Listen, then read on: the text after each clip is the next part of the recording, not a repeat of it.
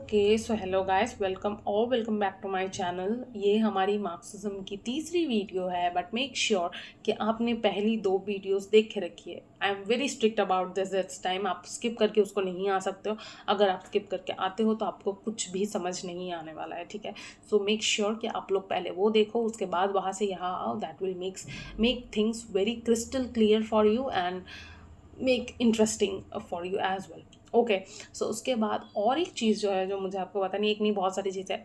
पहले तो हमने इस चैनल पे क्रिटिसिज्म कवर करके रखी है, from Plato to Matthew Arnold, T S Eliot. आप वो चेक कर लेना, आपके लिए बहुत बेनिफिशियल हो जाएगी। वहाँ पे प्रीवियस ईयर क्वेश्चंस के एनालिसिस के बेसिस पे नोट्स है, जैसे इस वीडियो में भी है और जैसे हम सब जगह पे जो कर रहे हैं। ओके, उसके बाद थ्योरी बहुत सारी मैंने कवर की है। Post colonialism, feminism, post modernism, psycho analysis, Russian formalism, queer theory सब है।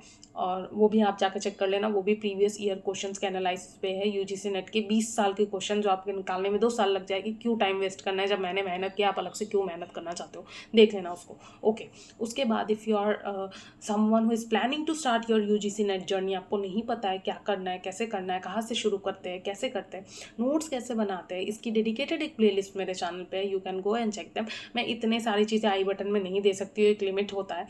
So please do visit my channel, वहाँ से देखना। आपको बहुत बहुत बहुत ईजिली ये सब समझ में आ जाएगा। ओके, उसके बाद if you are someone who is BA और MA के student who is watching this video, make sure that you visit my answer writing videos, जहाँ पे मैंने लिटरली अपने आंसर्स प्रेजेंट करके दिखाया है कि आप कैसे आंसर स्ट्रक्चर कर सकते हो to get more and more marks in your exam, ठीक है।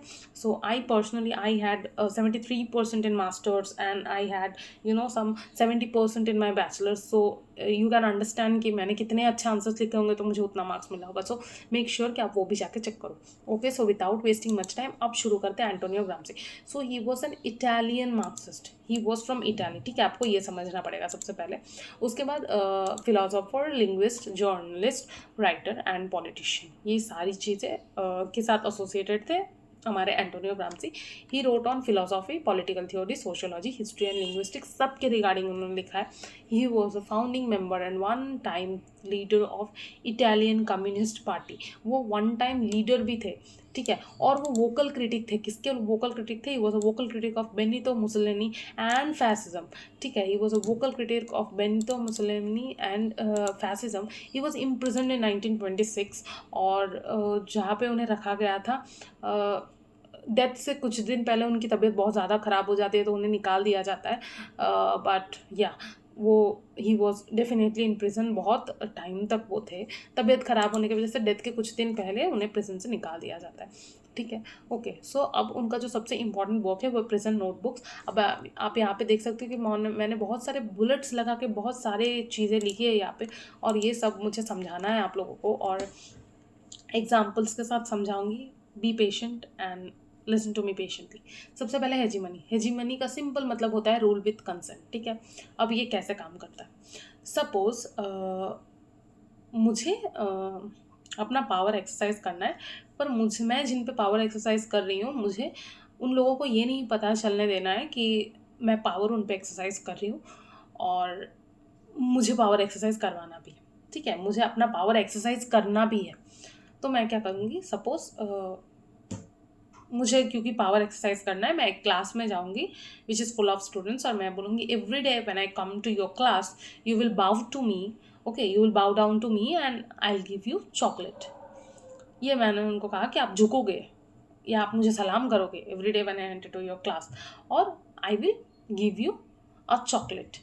बच्चे रोज वही कर रहे हैं, they are getting chocolate in return. So I am ruling them with consent. मैं उन पे अपना रूल भी चला रही हूँ और उनका कंसेंट भी, क्यों? क्योंकि बदले में उन्हें कुछ मिल रहा है। तो this is how hegemony works, जहाँ पे बदले में शायद कुछ इरिलेवेंट सी चीज़ हमें मिल रही होती है एंड वी आर रूल्ड, जो हमें पता भी नहीं है। This is what Britishers did with us. उन्होंने कहा ना, हम डेवलप कर रहे हैं आपके जगह को, हम रेलवेज बिछा रहे हैं, हम इंग्लिश मीडियम स्कूल्स बना रहे हैं, right. So this is what was their idea, this is what how they ruled us hegemonically, right. Okay, so this was your hegemony, right. ऐसे हेजीमनी काम करता है। उसके बाद आपका आता है फिलोसॉफी ऑफ प्रैक्टिस। अब ये क्या है? सपोज एक थ्योरी है, राइट, अब उसको जब आप प्रैक्टिस करना शुरू करते हो दैट बिकम्स प्रैक्टिस। नाउ एक सो कॉल्ड लोअर क्लास जिसको मैनिपुलेट किया जा रहा है, वो जब रिवॉल्ट करना शुरू करेगा that is when it becomes philosophy of practice. यानी कि ये जो थ्योरीज है ऑफ रेजिस्टेंस, ऑफ रिवॉल्ट, ये जब वो लोग अपनाना शुरू करेंगे, वो जब अपने आप को एम्पावर करेंगे, उनका जब कॉन्शियसनेस आ जाएगा और उनका जो एक उनको जो हेजिमनिकली इतने दिन से रूल किया जा रहा था उसको अगेंस्ट में जाके वो लोग क्या करेंगे, वो कोशिश करेंगे to be self empowered, to revolt. उसको कहते हैं फिलोसॉफी ऑफ प्रैक्टिस, ठीक है, that is your philosophy of practice. उसके बाद क्या आता है, उसके बाद है इंटेलेक्चुअल्स। नाउ ये आपको थोड़ा सा समझना पड़ेगा, there are things which you need to understand when it comes to your intellectuals. So intellectuals are the people who are, सबसे पहले इंटेलेक्चुअल्स कौन है, जिसके पास इंटेलेक्ट है, जिसके पास बुद्धि है, जिसके पास ज्ञान है, जिसके पास नॉलेज है, उसको इंटेलेक्चुअल कहते हो आप, ठीक है, यही तो है ना इंटेलेक्चुअल। अब ट्रेडिशनल इंटेलेक्चुअल कौन है और ऑर्गेनिक इंटेलेक्चुअल कौन है? ट्रेडिशनल इंटेलेक्चुअल वो है जो पुराने ज़माने में ट्रेडिशनली जो लोग इंटेलेक्चुअल्स थे, यानी कि प्रीस्ट, पंडित वगैरह, बाबा, क्लर्जी वगैरह, इन लोगों को आप ट्रेडिशनल इंटेलेक्चुअल्स में डाल सकते हो। They are mostly becoming irrelevant with time, उनका रिलेवेंस जो है वो खत्म होते जा रहा है, ठीक है। उसके बाद ऑर्गेनिक इंटेलेक्चुअल्स कौन है? अभी की करंट सिचुएशंस में ऐसे लोग जो कि लेबर क्लास को लीड कर रहे हैं, जो उन्हें सिखा रहे हैं कि यू नीड टू रिवॉल्ट, आप लोग ऐसे अपने आप को दबने नहीं दे सकते, आप अपने आप को ऐसे एक्सप्लॉइट होने नहीं दे सकते, you have to voice yourself, you have to revolt yourself. ये जो सिचुएशंस से जूझ के ये लोग जो लोग होते हैं, जो लोग सिचुएशन से लड़ के जो लोग सामने आते हैं in order to represent people like them, in order to empower them, they are organic intellectuals, ठीक है।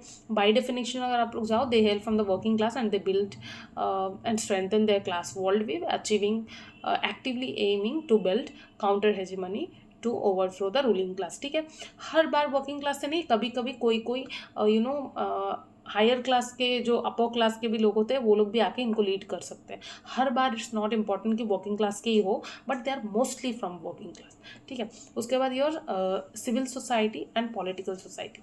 If you are familiar with ISA and RSA, that is your ideological state apparatus and repressive state apparatus of Louis Althusser, तो वही है, उसी के दूसरे नाम है। लेकिन if you are not familiar, तो let me make things simpler for you.